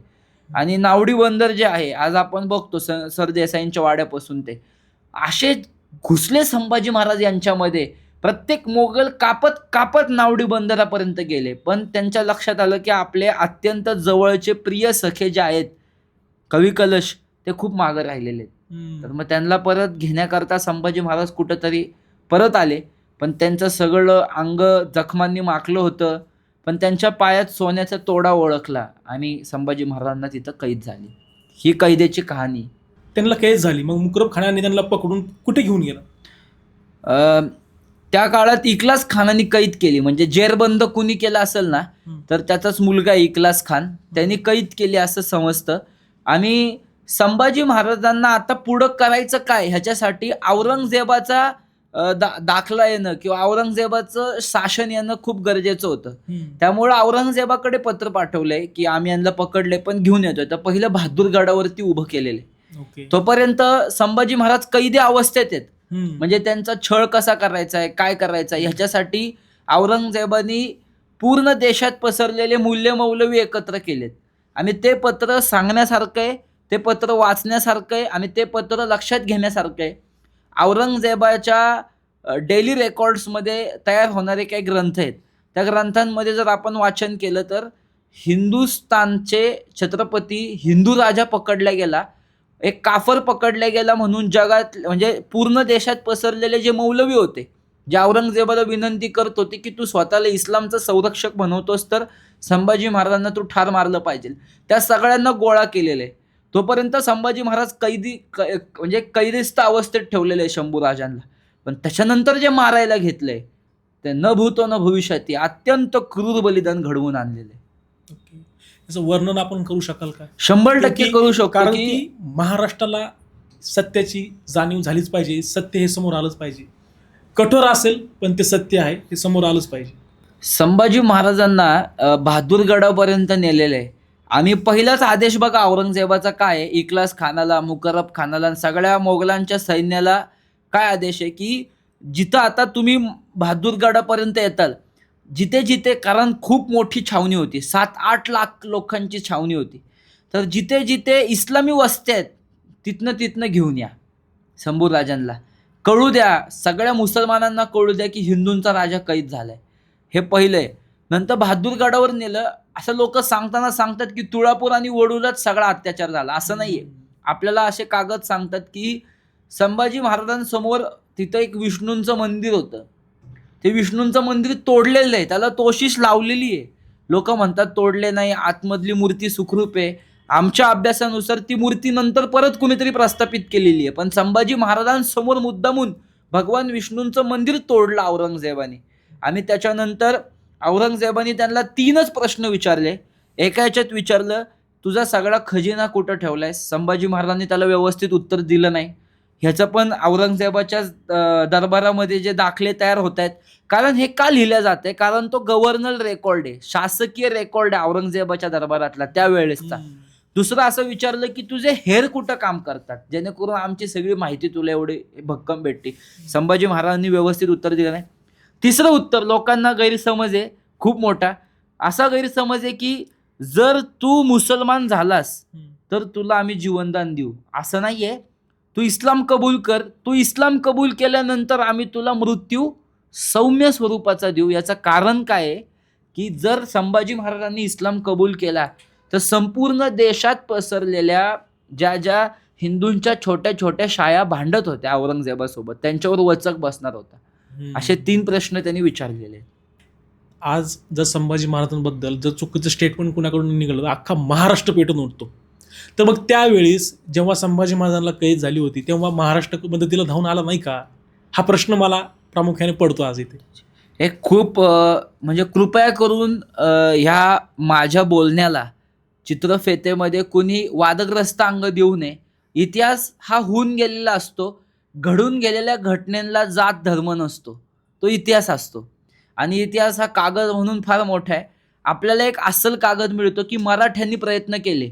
छत्रपती शिवाजी महाराजांच्या नेतृत्वाखाली आग्र्यावरून सुखरूप येणारे मराठे जिवंत होतेच की. संभाजी शास्ता खानावर त्याची लाखोची छावणी पसरली असली तरी यशस्वीरित्या त्याच्यावर छापा घालून यशस्वीरित्या युद्ध कौशल्य प्रस्थापित करणारे मराठी इथं जिवंत होतेच की. आज कोल्हापूर जिल्ह्यामध्ये त्यांची समाधी एका गावामध्ये आहे, त्या आहेत जोताजी केसरकर. जोताजी केसरकरांनी संभाजी महाराजांना कैद अवस्थेत असताना औरंगजेबाच्या छावणीवर छापा घातला मराठी सैन्य घेऊन. पण लक्षात असं आलं की आपल्या राजाच्या देहाची इतकी गलिच्छ विटंबना या औरंगजेबाने इस्लामी अहंकारातून केलेली आहे. तर अशा राजाचा देह आपण परत आपल्या स्वराज्यात न्यायचा का? पण ते तिथं काहीतरी इतिहास खूप म्हणजे कमी आहे. खूप बायोलॉजिकल प्रूफ्स ज्या आधारे आपण लोकांनी इतिहास सांगू शकतो, तो खूप कमी अभ्यासात आपल्या समोर प्रस्थापित आहे. पण ते गेले होते आणि संभाजी महाराजांच्या देहाची अत्यंत गलिच्छ विटंबना ज्योताजी केसरकरांनी पाहिली. आज त्यांची समाधी सुद्धा आहे. म्हणजे ते झालेलं आहे, ते घडलेलं आहे. ज्योताजी केसरकरांनी प्रयत्न केला, इतिहासातून असं लक्षात येतं आपल्याला. मराठ्यांनी प्रयत्न केला, पण महाराजांचं शरीर त्यावेळेस खूप विटंबित केलं होतं औरंगजेबाने. कदाचित मग प्रयत्न थोडे उशीर झाले. जेव्हा संभाजी महाराजांना कैद झाली तेव्हा ती बातमी रायगडावरती पोहोचायला किती काळ लागला? लगेच हालचाली झालेल्या आहेत ना. औरंगजेब म्हणतोय लवकरात लवकर घेऊन या. इस्लामी वस्त्यातून औरंगजेबासमोर उभं केल्यानंतर लगेच डोळे फोडलेले आहेत, लगेच जीप काढलेली आहे बहादूरगडावरतीच, ज्याला आता आपण धर्मवीरगड असं नाव दिलेलं आहे, त्याचं नाम रूपांतर केलेलं आहे आपण. पण पूर्वीचा तो भैरवगड होता. नंतर औरंगजेबानी स्वतः त्याला बहादूरगड केलं. त्याच्यानंतर परत आपण त्याला धर्मवीरगड असं केलेलं आहे. तिथंच संभाजी महाराजांना देहाची विटंबना करायला चालू केलं आणि त्याच्यानंतर धिंड काढलेली आहे. ती फार बेकार आहे. पण त्या अवस्थेत एवढी मोठी पसरलेली छावणी, त्या छावणीत महाराजांचं कुठं ठेवलं असेल हे शोधायचं. एक सर्जिकल स्ट्राईकच आहे ना तो ज्योताजी केसरकरांनी केलेला. हे नाव महाराष्ट्राला समजलं पाहिजे. ज्योताजी केसरकर, जसे तानाजी, बाजी, यसाजी, सूर्याजी हे मावळे लक्षात राहतात ना, संभाजी महाराजांना जिवंतपणे सोडवणारा एक मराठा वीर आहे ज्योताजी केसरकर. संपूर्ण महाराष्ट्राला हे नाव समजलं पाहिजे. आणि संभाजी महाराजांना सोडवण्याचे उशिरा असं नाही म्हणू शकत, पण औरंगजेबानी लगेच लगबगीनी मारायला घेतलेले. ज्यावेळेस औरंगजेबाने संभाजी महाराजांपुढे 3 प्रश्न विचारले होते तेव्हा संभाजी महाराजांच्या प्रतिकार काय होता किंवा त्यांच्या काफी खानाने लिहिलेल्या शिव्या घातल्या औरंगजेबाला. काफी खान लेखनिक आहे. तो म्हणतो गर्विष्ठ आहे संभाजी, काफर बच्चा गालिया देत आहे, असं लिहिलेलं आहे त्यांनी. स्पष्ट उल्लेख आहे. काफी खान तर खूप जवळचा लेखनिक आहे औरंगजेबाचा. तुम्ही आत्ताच सांगितलं की संभाजी महाराजांची पकडल्यानंतर कैद केल्यानंतर धिंड काढली, तर ती थोडंसं विस्तृत करून आम्हाला सांग. संभाजी महाराजांची धिंड म्हणजे धर्मवीर गडापासून, म्हणजे त्या काळातला बहादूरगडापासून ते तुळापूरपर्यंत कुठंतरी छावणी पडली असेल जवळपास. तुळापूरला नदी आहे आणि तिथपर्यंत धिंड काढायचा एक आदेश सगळ्या मुल्ला मौलव्यांनी दिला. आणि विजयराव देशमुख जे आहेत ते संभाजी महाराजांच्या चरित्राचे सुद्धा सखोल अभ्यासक आहेत. त्यांच्या सांगण्यानुसार ह्या दिंडीमध्ये 1.5 लाख मुसलमान सहभागी झाले होते आणि नगारे वाजवले जात आहेत. सडक्या उंटावरती उलटं बसवलंय. म्हणजे सडक्या उंटावरती उलटं बसवल्यानंतर संभाजी म्हणजे महाराजांचा जो बॅकबोन आहे तो पूर्णपणे खिळखिळा व्हावा. परत तिथं बुंदे लावण्यात आले, तख्तक कुले लावण्यात आले, खांद्यावरती ओजड असे बुंदे ठेवण्यात आले. आणि खालनं हे चित्र आहे बरं का, अहमदनगरला ज्याला आपण आता अहिल्यादेवी नगर म्हणतो, त्याच्या एका दालनामध्ये एक चित्र आहे त्या काळातलं. संभाजी महाराजांची कातडी सोलतायत असं एक चित्र आहे. तरी पण संभाजी महाराजांच्या शरीरातलं तेज लपत नाहीये. आणि एवढे लाखो मुसलमान खालनं पायाला डिवचतायत, कोण दगड फेकून मारतंय. ईश्वरदास नागर म्हणतो संभाजी महाराजांची विटंबना करायची म्हणून मलमूत्र विष्ठा सुद्धा फेकून मारलेलं आहे संभाजी महाराजांना. आणि कैदी अवस्थेत असे घेऊन चाललेत, पण डोळ्यात भीतीचा लवलेश नाही. डोळ्यात भीती नाही संभाजी महाराजांच्या. अशा अत्यंत तेजस्वी स्वरूपातच संभाजी महाराज पण वेदनेने किंचाळतायत, कुठेतरी ओरडतायत. अशी सगळी धिंड एक स्वतःच्या इस्लामचं प्रतीक म्हणून संभाजी महाराजांची धिंड काढली, याला स्पष्ट पुरावा उपलब्ध आहे. तुळापूरला शेवटच्या टप्प्यामध्ये संभाजी महाराजांवरती त्यांनी कशा प्रकारे अत्याचार केले, हा खूप महत्त्वाचा प्रश्न आहे. आणि हा प्रश्न संपूर्ण महाराष्ट्राच्या घराघरात गेला पाहिजे. ही चित्रफेत महाराष्ट्राच्या घराघरात गेली पाहिजे की दिवसेंदिवस सगळे मुल्ले मौलवी बसायचे आणि औरंगजेबाने ते लगबगीनी गोळा केलेले आहेत. आणि सगळे मुल्ला मौलवी समोर ठेवलेल्या कुराणावरती हात ठेवून संभाजी महाराजांना कसं मारलं पाहिजे, 1 नाही 2 नाही 3 नाही तर 7-8 नावं सापडतात. त्या कालखंडात संभाजी महाराजांचं रोज मृत्यू बघतायत आणि औरंगजेबाच्या दरबारात ही लेखणी लिहून घेतल्या जाते. आणि असं म्हणतायत की शेवटच्या कालखंडात अत्याचारांची तीव्रता वाढत होती. संभाजी महाराजांच्या अंगावरची कातडी सोलून काढली. कशी सोलली कातडी? इखलास खानाच्या सांगण्यानुसार जेवढे मनगटावरती लोखंडी पट्ट्या आहेत त्या लोखंडी पट्ट्यांच्या खालचीच कातडी दिसते, बाकी सगळी कातडी सोलून काढली. नंतर त्याच्यावरती गरम पाण्याचे सपकारे मारले जात आहेत आणि आलेला फुगा म्हणजे अंगाला चिकटलेलं जे मांस आहे ते गरम सांगशीत, धारधार सांगशीत पकडल्या जाते, ओढून काढल्या जाते आणि सातत्याने विचारल्या जाते, काही काळापुरता इस्लाम कबूल कर, नाही तर अजून अत्याचार केले जातील. पण संभाजी महाराज पण नाही आणि कवी कलश सुद्धा नाही. आम्ही याचं एक गुरुवर्य मिलिंद भाऊ एकबोटे यांच्या आदर्शाखाली, यांच्या मार्गदर्शनाखाली आम्ही शंभूराजे धर्मवीर नसते तर ह्या पुस्तकामध्ये ही 2 चित्र टाकलेली आहेत. संभाजी महाराजांचं मांस कसं ओढून काढतायत आणि कळलं पाहिजे हा रडण्याचा विषय नाहीये, हा भावनिक होण्याचा विषय नाहीये, हा अंतरात्म्यात जो इस्लाम ज्यांनी संभाजी महाराजांना आपल्या देशात संपवलं तो आता सुद्धा जिवंत आहे, गावागावात बसलेल्या मुसलमानांच्या स्वरूपातून जिवंत आहे. त्याला संपवलं पाहिजे संपूर्णरित्या. तर संभाजी महाराजांचे तेज आपल्या अंतःकरणात प्रस्थापित केलं पाहिजे. म्हणून शंभूराजे धर्मवीर नसते तर या पुस्तकामध्ये चित्रस्वरूपी ही धिंड कशी काढली त्याचं एक चित्र सुप्रसिद्ध चित्रकार राम बाळासाहेब देशमुख, देशात एकमेव पठ्ठा आहे, त्यांनी हे चित्र काढायचं धाडस केलं आणि सगळ्या अंगावरचं मांस ओढून काढतायत आणि कातडी फाडतायत. असे 2 चित्र अत्यंत अभ्यासपूर्व अंगाने आम्ही त्या पुस्तकात प्रदर्शित केलेले आहेत आणि त्यांनी ते काढलं. असंच घडलं, संभाजी महाराजांचं मांस आणि मांस ओढून काढलं. आणि अजून एक भयंकर पुरावा जर ऐकायचा असेल, ताकद असेल तर ऐकवतो तुम्हाला. नक्कीच. इतका भयंकर पुरावा आहे की असं लिहिलेलं आहे की पलिते गरम केले. पलिते माहिती आहेत तुम्हाला? अत्यंत क्रूर जल्लादांचा टोळीच तिथं उतरली होती.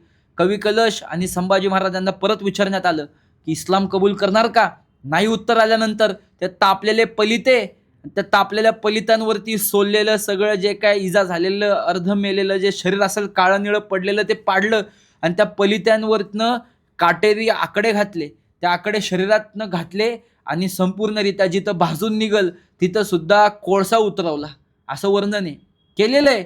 आज सुद्धा अलीगड मुस्लिम विद्यापीठात सापडलेल्या सुरुवातच पत्रांची अशी आहे की अत्यंत क्रूर मृत्यू घडवून आणला औरंगजेबाने. इस्लाम कबूल करणार का? नाही. मग त्याच्यावरती जिथं जखमा झाल्यात तिथं कातडी सोडली आहे, जिथं हाड दिसतंय त्या हाडावरती त्या पलिताचा चटका बसायचा आणि वरनं कोळसे उतरायचे. हो, पण आमच्या राजांनी हा धर्म सोडला नाही. कशासाठी केलं? जातीसाठी. जातीत भांडणाऱ्या हिंदूंची बुद्धी शुद्ध झाली पाहिजे, हे जातीसाठी लढले. हिंदू धर्म जगावा, टिकावा म्हणून संभाजी महाराजांनी हे केलं. हे सांगितलं पाहिजे, समाजाला सांगितलं पाहिजे. अक्षरशः माझ्या अंगावरती शहारे उमटले. खरं तर तुम्ही आता जे सांगत होतात ह्याला मी काय रिॲक्ट करू हे मला समजत नाही. माझे शब्द अपुरे पडतायत. एवढं विचित्र प्रकारे आणि एवढी विटंबना संभाजी महाराजांची झालेली ही कुठंतरी आणि खूप गरजेचं जे होतं. बलिदान घडवलंय ते न भूतो न भविष्यती, भविष्यात सुद्धा इस्लामी सत्ताधीश. अरे मी सरळ बोलतो आणि जे बोलतो त्याला मी कारणीभूत हे बोलायला तुमच्या चॅनलला दोषी ठरवू नये लोकांनी. मुसलमान किती नीच असतात. पहिले किती राजे मारले हिंदुस्थानातले आणि संभाजी महाराजांच्या नंतर सुद्धा किती राज्य मारले. त्या बंदा सिंगचा पोरगा 4 वर्षाचा होता, त्याचं हृदय काढलं आणि त्या बंदा सिंगच्या तोंडात कोंबलं. त्या 4 वर्षाच्या पोराला इस्लाम कबूल करण्यासाठी टॉर्चर करून मारलं. पण संभाजी महाराजांचं बलिदान 30 दिवस घडतंय. 30 दिवस संभाजी महाराजांना हालहाल करून मारतायत आणि असा अत्याचार थांबला की लगेच हे करायचं नाही. जो अत्याचार दिलाय त्या अत्याचाराच्या वेदनेत ठेवायचा असा सगळा आदेश मुल्ला मौलव्यांचा चाललाय. हास्य चाललंय मुल्ला मौलव्यांचा सगळ्या. आणि अशा प्रकारे संभाजी महाराजांना मारत होते. विस्तृत विचारलं तरी आम्ही अजून सांगू संभाजी महाराजांचं बलिदान कसं घडलं ते. नक्कीच तुम्ही सांगा विस्तृत आम्हाला, सो जनतेलाही कळेल त्या गोष्टी. अशा प्रकारे संभाजी महाराजांचं बलिदान घडवलं आणि इखलास खान, काफी खान, मातब्बर खान, मार्तलब खान, जुल्फिकार खान, औरंगजेब स्वतः, त्याच्या पदरी आलेले सिद्दी हिलाल, काझी अब्दुल्ला, हे सगळे जे लोक आहेत ते सगळे बसायचे आणि परत ठरवायचे कसे हाताना द्यायच्या. बरं मग बोटं तोडली, मग जीप कापलीच होती, तिथं तिकटामिठाचे पुडारे भरले, डोळे फोडलेच होते, तिथं अजून कशा यातना देता येतील. तिथं गरम सिसं टाकलं, कानातून उकळतं तेल टाकलं जेणेकरून सगळं शरीर बाधित व्हावं. काहीच ठेवलं नाही. देहाचे तुकडे तुकडे करूच तर संभाजी महाराजांना मारलेले आणि विचारलेले इस्लाम कबूल करता का? तरी संभाजी महाराज झुकलेले, नमलेले, थकलेले, घाबरलेले कुठंच दिसणार नाहीत. असं संभाजी महाराजांचं बलिदान घडवलं. शेवटच्या टप्प्यामध्ये संभाजी महाराजांचा शिरछेद करण्यात आला आणि त्यानंतर तो शिरछेद एका भाल्यावरती अटकून तो संपूर्ण स्वराज्यामध्ये महाराष्ट्रामध्ये फिरवण्यात आला. आणि त्याच्या दुसऱ्याच दिवशी गुढीपाडवा हा सण होता. तर हे चित्र म्हणजे किती क्रूर आहे यातून आपल्याला दिसून येतं. तर याबद्दल तुम्ही काय सांगा? कमल गोखलेंनी जे थिसेस लिहिलेलं आहे ते तुम्ही वाचू शकता. औरंगजेब असाच दिवस शोधत होता जो हिंदूंना त्यांच्याच राजाचं मुंडकं मी दाखवतो आणि तो कलंकित करता यावा म्हणून गुढीपाडवा हा दिवस हे केला. आणि आपल्या लोकांना असं वाटतं राम परत आले म्हणून गुढी साजरे करतात. नाही, गुढीपाडवा हा जो सण आहे, जो शालिवाहन शके जे आपण म्हणतो ना, शालिवाहन राजांनी जे होऊन कुठनं आले होते त्यांना हिंदूंनी मातीत गाडलं आणि त्याचा उत्सव म्हणून गुढीपाडवा साजरा केला जातो. त्याचं स्वरूप वेगळं वेगळं आहे. पण संभाजी महाराजांचा शिरच्छेद केला आणि भाल्यावरती औरंगजेबाने ते हे केलं आणि ते एक इस्लामचं स्वरूपच असायचं ना, की आम्ही ते मिरवणार. तसं सगळीकडे मिरवलं आणि एक इस्लामी अंमल, एक इस्लामी दहशतवाद सगळीकडे प्रस्थापित करता यावा म्हणून गुढीपाडवा हा सण निवडलेला आहे. पण गुढीपाडवा आधीपासून साजरा केला जात होता. संभाजी महाराजांचं बलिदान व्यर्थ घालवू नका, गुढीपाडवा साजरा करा. गुढीपाडवा केल्याने संभाजी महाराजांच्या बलिदानाचा मतितार्थ आणि संभाजी महाराजांच्या बलिदानाचं तेज प्राप्त होणार आहे. आम्ही असं एक ठरवलंय, आमच्या ओळखीची एक संस्था आहे शिवशंभू सेवा ट्रस्ट. अत्यंत राष्ट्रभक्ती धर्मभक्ती मनात बांधणारी मुले आहेत. ते गुढीपाडव्याच्या दिवशी गुढीसुद्धा उभारतात आणि संभाजी महाराजांचा अभिषेक सुद्धा करतात. तुमच्या बलिदानामुळे ही गुढी आहे. आपण हा इतिहास समजून घेतला पाहिजे. औरंगजेबाच्या इस्लामी जिहादी मानसिकतेला बळी पडतो आपण गुढीपाडवा बंद करणं म्हणजे. महाराष्ट्रात काही प्रांतात गुढीपाडवा बंद केला लोकांनी, पण तो करता कामा नये असा आमचा संदेश आहे. ऐतिहासिक संदेश आहे हा. तेच नक्कीच मला हा प्रश्न विचारायचा होता, कारण लोकांमध्ये कुठेतरी संभ्रम झाला की गुढीपाडवा आपण साजरा करावा की नाही करावा. तर तुम्ही नक्कीच त्याच्यावरती प्रकाश टाकला. पण काही ठिकाणी आणखीन हा आपल्याला जाणवतो फरक की तिथपर्यंत आपण पोहोचूयात, तिथपर्यंत आपण या चित्रफेत दाखवूयात, तिथं आपण ऐतिहासिक दस्तावेज दाखवूयात, पत्र दाखवूयात, असं मला वाटतं. नाही का? आता आपण खूप सविस्तर वर्णन केलं संभाजी महाराजांच्या बलिदानाचं. संभाजी महाराजांचं बलिदान झाल्यानंतर संपूर्ण हिंदुस्थानामध्ये त्या घटनेचा कसा परिणाम पडला, कसा प्रभाव पडला? औरंगजेबाने संभाजी महाराजांचा मृत्यू एवढा क्रूर आणि इतका भयंकर घडवला होता ना, नाही म्हटलं तरी जनमानसात त्याची भीती पसरली होती. महाराष्ट्र प्रांत म्हणजे कसे काळीज असतील तर कापायला घेतलेल्या कोंबडीचं जसं फडफडत असती ती, त्याप्रमाणे इथल्या मराठ्यांची काळीज धडधडत होती. पण लक्षात घ्या, 1 नाही 2 नाही 3 नाही, पुढच्या 5च महिन्यामध्ये श्रावणी अमावस्येला जी येते, त्या श्रावणी अमावस्येला औरंगजेबाच्या गुलाबबारी नावाच्या तंबूवरती, तिथे तो राहतो त्या छावणीवरती, त्याच्या तंबूवरती आक्रमण करून मराठ्यांनी त्याचे चांद तारे कापलेले आहेत. आणि कळस नाही म्हणायचं, चांद तारे असा शब्द वापरायचा. चांद तारे कापले आणि मराठ्यांनी संभाजी महाराजांच्या बलिदानाचा बदला घेतला. शंभू महाराजांना वाचवता वाचवता सरसेनापती मालोजी बाबा घोरपडे सुद्धा धारातीर्थी पडले. संताजी धनाजींच्या मनामध्ये ती आग होती. त्यांनी आमचा रायगड जाळून खास केला. त्या जुल्फिकार खानाला सुद्धा त्याच वेळेस ठोकलेला आहे. त्याच्या लष्करातले 5 हत्ती मारले, काही घोडे आणि काही रत्नजडीत असलेल्या मौल्यवान वस्तू घेऊन आले. त्याच्यामुळे राजाराम महाराजांनी त्यांना हिंदूराव असा किताब बहाल केलेला आहे. पण औरंगजेबाचा जो प्रभाव होता संपूर्ण देशामध्ये, की असं वाटत होतं की संपूर्ण देशातच आता हा इस्लाम प्रस्थापित करल. पण असं न करता औरंगजेबाला कुठेही न बळी पडता न घाबरता संभाजी महाराजांच्या बलिदानाचा बदला संताजी धनाजींनी आणि मराठ्यांनी घेतला आणि मराठे लढत राहिले. संभाजी महाराजांच्या बलिदानाची ही खूप मोठी कहाणी आहे असं मला वाटतं.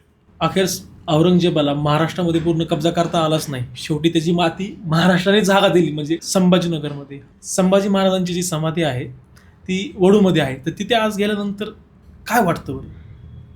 भावनिक दृष्टिकोनातनं सांगायचं झालं आणि किती नाही म्हटलं तरी याचं उत्तर भावनिकच आहे. संभाजी महाराजांची समाधी म्हणजे आपलं 14वं ज्योतिर्लिंग म्हणावं त्याला, इतकं ते पवित्र स्थान आहे. आदरणीय पूजनीय भिडे गुरुजी असं म्हणतात की ज्या बलिदानामुळे 12 ज्योतिर्लिंग टिकली आणि 13वं ज्योतिर्लिंग म्हणजे रायगड असेल, तर 14वं ज्योतिर्लिंग म्हणजे आपलं संभाजी महाराजांचं समाधीस्थान आहे. आणि तिथं जर गेलात तर अजूनसुद्धा त्या धगधगणाऱ्या चितेसारखी ती समाधी हिंदूंना शहाणं करण्याचं काम करते. अजूनसुद्धा त्या शरीर सांडलं म्हणून काय झालं, पण संभाजी महाराजांचा ऊर्जा देह आत्म्याच्या स्वरूपात त्या समाधी स्थानात विराजमान आहे. आणि तो मला असं वाटतं की तो देह अजून सुद्धा हिंदुस्थानचा संसार जो गराडा घेऊन चाललेला आहे तो दुरुस्त करण्याची अपेक्षा करतोय असं मला वाटतं. आणि हेच सर्वस्वी सर्व कारण आहे त्याचं असं मला वाटतं. ते पूर्ण भावनिक आहे. संभाजी महाराजांची समाधी हे अत्यंत पवित्र स्थान आहे आणि त्या स्थानावरती प्रत्येकाने माथा टेकवायला जायलाच पाहिजे. दिवसातले 365 दिवस त्याचा वास आपल्या हृदयात ठेवला पाहिजे आणि अखंड कार्य करत राहिलो पाहिजे देशाचं, देवाचं, धर्माचं. हेच संभाजी महाराजांना देणं असेल असं मला वाटतं. संभाजी महाराजांचं बलिदान मास हे आता नक्कीच लवकरच आपण पालन करणार आहोत, येत आहे आता. तर आजच्या काळामध्ये आपण बलिदान मासामध्ये कशा प्रकारे पालन केलं पाहिजे? संभाजी महाराजांचं बलिदान मास हा आचरणाचा विषय, हा कडवट तपश्चर्याचा विषय आणि ते प्रस्थापित समाजामध्ये ज्यांनी केले ते स्वतः शिवतपस्वी आहेत. ते म्हणजे मी त्यांचं आत्ताच नाव घेतलं की संभाजीराव विनायकराव भिडे गुरुजी. त्यांनी हे बलिदान मास हिंदू समाजाच्या आचरणात उतरावं म्हणून चालू केलेली एक कडवट तपश्चर्या आहे. ती तपश्चर्या ही चेष्टे माध्यमातनं, टिंगलच्या माध्यमातनं, एंटरटेनमेंटच्या माध्यमातनं नाही अंगीकारू शकत आपण. संभाजी महाराज वाचले पाहिजेत. संभाजी महाराजांचं बलिदान आपण आपल्या हृदयात आत्मसात करून आपण हे जाणून घेतलं पाहिजे की संभाजी महाराजांना औरंगजेब नावाच्या देहाने मारलेलं नाही आहे. संभाजी महाराजांना औरंगजेबाच्या ठाई असलेल्या इस्लामी वृत्तीने मारलेलं आहे आणि ती इस्लामी वृत्ती आज सुद्धा जिवंतच आहे की हो. आज बांगलादेशमध्ये काय होतंय, पाकिस्तानमध्ये काय होतंय किंवा भारतात गावागावात बसलेल्या मुसलमानांच्या स्वरूपातून ती इस्लामी वृत्ती जिवंत आहे. तिला हिंदूंनी एकत्र येऊन संपवायचं असेल तर ती मनगटात ताकदीचा उदय कुठनं होणार आहे? कारण रामकृष्ण हे आमच्या हृदयात सखोल निवासस्थानी असले तरी रामकृष्णांच्या पराक्रमापासून आम्हाला लांब नेऊन ठेवलेलं आहे. म्हणून छत्रपती शिवाजी महाराज संभाजी महाराजांच्या पराक्रमापासून तुम्ही आम्हाला लांब नेऊन नाही ठेवू शकत म्हणून ते सेक्युलर होते असं खोटं सांगायचं, सातत्याने खोटा प्रचार करायचा. असे धंदे काही लिबरल, सेक्युलर, लेफ्टिस्ट, कम्युनिस्ट, हिंदुत्वाला विरोध करणाऱ्या लोकांचे चाललेले आहेत. पण आम्ही जहालपणे एक अत्यंत कडवट हिंदुत्वादी आम्ही आहोत आणि शेवटपर्यंत राहू. याच अजेंडाखाली संभाजी महाराजांच्या जीवनचरित्राचा साक्षात्कार करून घेण्यासाठी ते बलिदान मास आहे. लक्षात घ्या. आणि आपल्याला एक ना एक दिवस त्या वडूच्या समाधीवर जायचं, डोळे शांत मिटायचे. अहो ती भगभगणारी चिता जशी धगधग धगधगत असती त्याप्रमाणे आपल्या हृदयात संभाजी महाराजांच्या अखंड तेजाचा वास भरून घ्यायचा. आम्ही पुढं आपण देवदेश धर्माचं 365 दिवस तेच काम करत राहू. या अंतःकरणाने, शुद्ध अंतःकरणाने आपल्याला तो ज्वालेचा अंश आपल्यामध्ये घ्यायचा आहे. हा साक्षात्काराचा विषय आहे आणि संभाजी महाराजांचं चरित्र, त्यांचं बलिदान हे साक्षात्कार होईस तोपर्यंत वाचलं पाहिजे. हेच त्याचं उत्तर आहे. शब्द फार कमी आहेत, भावना खूप मोठ्या आहेत, पण त्या कुठेतरी शब्दांच्या माध्यमात बांधाव्या लागतील म्हणून मी याचं उत्तर असं देतोय. नाहीतर याला हृदयात फार मोठं स्थान आहे. अतिशय सुंदर या ठिकाणी तुम्ही मांडलेलं आहे. खरं तर माझे शब्द, माझे विचार कमी पडत आहेत. मला समजत नाही आहे मी या स्थितीवरती काय बोलू, काय वर्णन करू, आहे ना. म्हणजे मी खरंच म्हणजे शब्दहीन झालो. मला समजतच नाही की मी काय रिॲक्ट करायला पाहिजे. एवढं म्हणजे सुंदर वर्णन तुम्ही आत्ता संभाजी महाराजांच्या इथं अनुभव जो तुम्हाला येतो तुम्ही केलेला आहे. मला पुढे वळायला असं आवडेल की ज्याप्रमाणे तुम्ही पुस्तक लिहिलं शंभूराजे धर्मवीर नसते तर, खरं तर पुस्तक लिहिण्यापाठीमागचा पहिला मुख्य हेतू काय होता? मी शंभूराजे धर्मवीर नसते तर या आधी एक शंभू चरित्राची जाणीव उलगडणारं एक पुस्तक लिहिलं होतं, विराग्रणी हिंदू. त्याचं नाव होतं विराग्रणी हिंदू. म्हणजे विराग्रणी एक अशी ज्वाला आहे जी कधी शांत होत नाही. तसं संभाजी महाराजांची ज्वाला औरंगजेब कधीच शांत करू शकला नाही आणि त्या ज्वालेत तो स्वतः जळून खाक झाला. त्याला परत त्याच्या निवासस्थानी जायचं होतं, तो जाऊ शकला नाही. मला असं वाटलं की एक ग भ भेंदळे, माहिती असतील तुम्हाला, इतिहासाचार्य म्हणतो आपण त्यांना, त्यांनी एक पुस्तक लिहिलं होतं छत्रपती शिवाजी महाराज झाले नसते तर. आणि मला बाबासाहेब पुरंदरे यांनी दीक्षा स्वरूपात, शब्दांच्या दीक्षा स्वरूपात सांगितलेला मंत्र माझ्या हृदयात गुंजत होता की छत्रपती शिवाजी महाराजांचं राहिलेलं आयुष्य आणि राहिलेलं देशकार्य संभाजी महाराज जगलेले आहेत. म्हणजे शिवाजी महाराजांचं प्रतिरूप म्हणूनच संभाजी महाराज सगळीकडे कार्य करत होते.